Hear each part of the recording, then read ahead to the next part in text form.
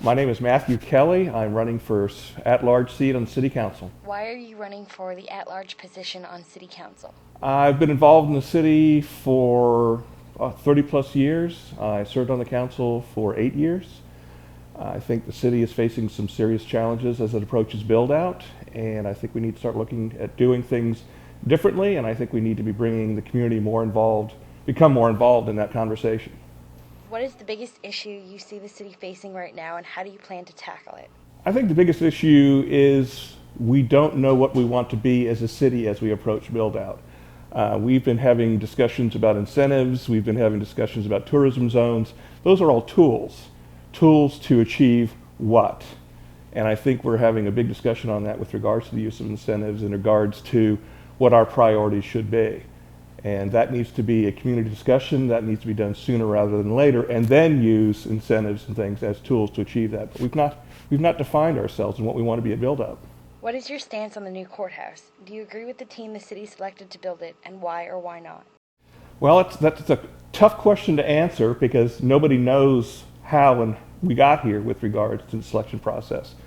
The document that the council used to narrow down the choices was only made public after the choice was made. The council made no public statements on where they were going or why they were going there. So it's difficult. The fact of the matter is the bonds have been sold. There's a buyback provision that's 10 years out, so we need to build, or we're in a situation we have to build something. The question is, do we build what the courts need and protect city priorities, or do we go overboard with some of the construction that is planned for that with regards to usages and size? And that's a discussion we can still have because the plans aren't really going to be finalized for another year, so we have the flexibility to have that discussion now. What decisions has the council made that you disagree with, and what would you do differently? For me, it's not so much the decisions. You can always disagree, and when you're in an elected position, you're not always going to agree with the other members of council. What people should expect is that council explain to the public what the issue is, what the options are, what their positions are before they vote.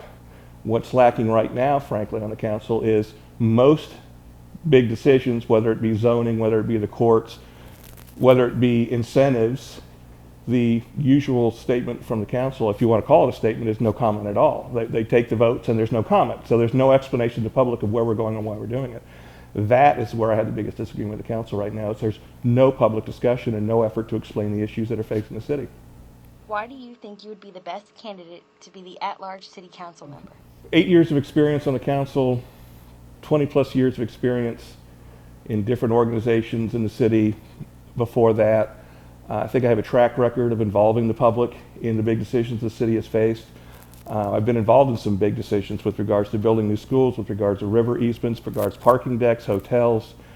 I don't expect people to agree with me, but what they should expect of me is that I explain myself, why I'm going that way, to get input. One thing I do know is I'm not the smartest person in the room, that there are people who have information that I don't have, and it's imperative that you get that information to test what your beliefs are, to look at things differently, and then hopefully come up with a better decision.